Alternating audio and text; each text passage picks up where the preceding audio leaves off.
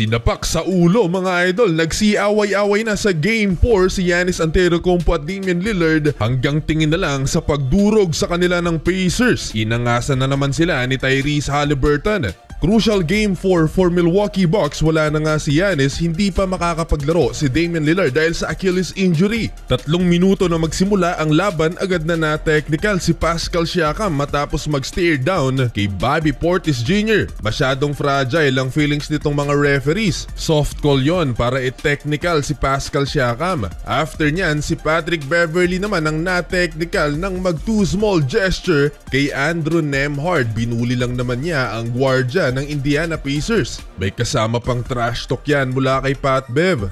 Pero in fairness dito sa Milwaukee Bucks, kahit wala ang dalawa nilang superstars, nakakasagot sila mga idol sa Indiana Pacers. 8 players sa kanilang rotation sa opening quarter nagtala ng puntos. Nangangalahati pa lang ng opening quarter may na-eject kaagad mga idol. Etong si Bobby Portis Jr. at Andrew Nembhard nagkagit-gitan mga idol sa ilalim. Nauna sa pamimisikal itong si Bobby Portis, dead ball na, nagkabitawan nga ng suntok mga idol, sinapak sa ulo mga idol ng Bucks player ang mas maliit na manlalaro naman ng Indiana. Agad na umawat sa aksyon si Thanasis Antetokounmpo at pinigilan ng coaching staffs ng Bucks ang kanilang mga players na sumali pa sa gulo. Double technical ang tinawag kay Bobby Portis Jr. at na-eject sa laban. Big blow for Milwaukee habang 1 tech naman ang nakuha ni Andrew Nembhard. Hype si Giannis sa bench dahil lumalaban ang mga role players. Tabla sa 33 ang talaan sa pagtatapos ng first quarter. Second quarter, humugot si Doc Rivers sa kanyang second unit at ipinasok si Danilo Gallinari. First time pinaglaro ngayong playoffs ang Italian star.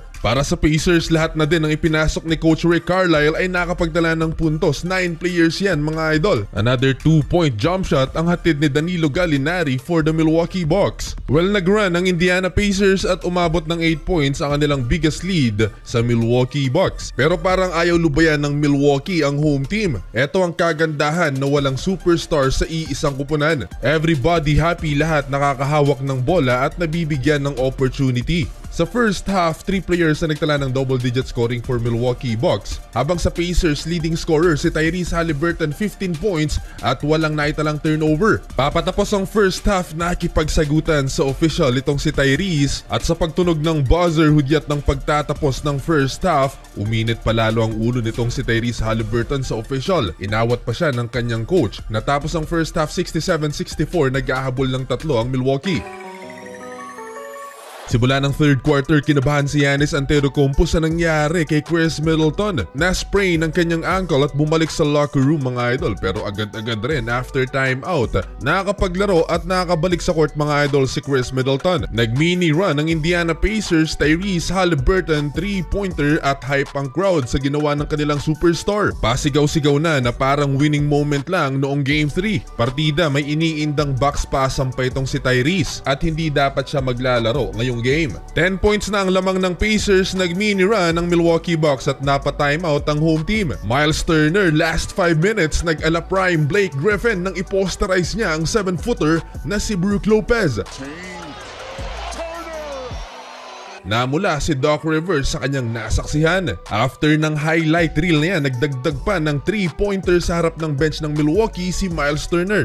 Milwaukee Bucks in big trouble dahil lumobo na ng 17 points ang lamang ng home team sa 2021 NBA champion. Take note, nasa upuan pa si Tyrese Haliburton nang mag-run ng Indiana. 3-1 ang series pag manalo dito ang Indiana at mahirap nang habulin yan for Milwaukee Bucks. 13-point lead for the Pacers, 98-85 end of third quarter. Fourth quarter, final quarter, buhay pang pag-asa ng Milwaukee Bucks na ma-upset ang Indiana Pacers dahil sa biglang pag-take over ni Brook Lopez na may 25 points na, shooting 70% from the field. 2-possession game, 98-92. Under 9 minute, hinamon ni Aaron Naismith si Andre Jackson. Matapos yakapin ng Bucks rookie ang Pacers forward. May problema ang visiting team, patuloy ang pag-ulan ng 3-pointers for Indiana Pacers. 21 3-pointers na mga idol, that's 53% beyond the arc. Balik sa double figures ang hinahabol ng Milwaukee Bucks si Giannis Antetokounmpo at Damian Lillard hanggang tingin na lang habang dinudurog ng Pacers sa kanilang kupunan. Last 3 minutes ayaw pa ring sumuko ni Doc Rivers kahit pa wala ng pag-asa sila sa fourth quarter dahil itong si Pascal Siakam tumira ng dagger mid-range para tapusin ng Milwaukee Bucks. Panalo mga idol ng Indiana Pacers.